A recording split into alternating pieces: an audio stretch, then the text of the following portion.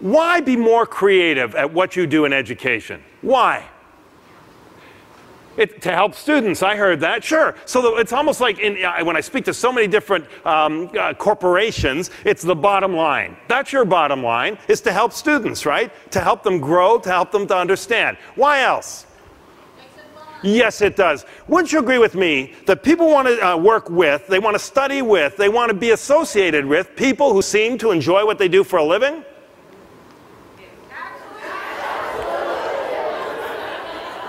That was pathetic. See, there are going to be some tests throughout my portion, and you just failed miserably. Let's try that again. Here's how it's supposed to sound. Wouldn't you agree?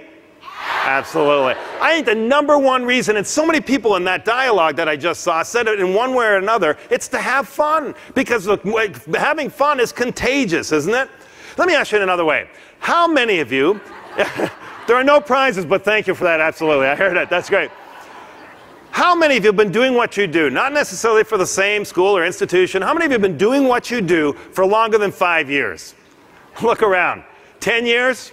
15 years? 20 years? 25 years? Why are you all still here? 25 years or more. Would you agree with me that the world of academia has changed a little bit in the last 25 years? Absolutely. Yeah. Never mind the last 25 minutes you've been sitting in the room, right? Things are changing so rapidly at what you do, I can't think of a better reason to color outside the lines. You know, introduction of 2007 and now Vista and everything else you're going through. You've got to start coloring outside the lines, being more creative.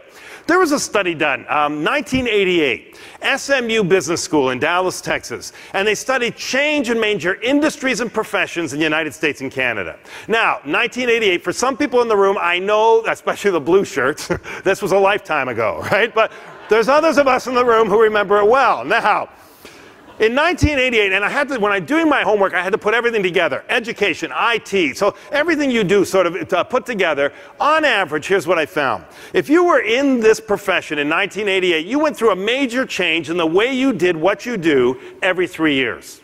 It meant that in 1988, it would be a 3-year cycle, something was bound to change. Guess what? They redid the study now just over a year ago for the 3rd time, and they found that 3 years in your profession has been reduced to 11 months. 11 months. I want you to get some perspective. Next to healthcare, which is the fastest changing industry in the United States and Canada, you are almost #2 based on technology and education. That's incredible. That means that before you get together at this conference next year, something you're doing that you think is standard practice is going to change drastically in the next 11 months. I can't think of a better reason to color outside the lines. I've got another challenge for you. When you leave here and you finally get home, wherever home is, I want you to try something.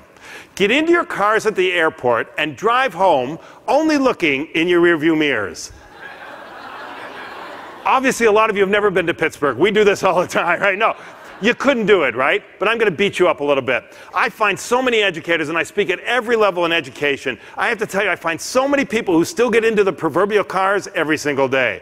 It can be your classroom, your office. It doesn't matter where you do what you do. But what do? We approach what we're doing only looking in our rearview mirrors to see how it's always been done before. Great saying. If it ain't broke,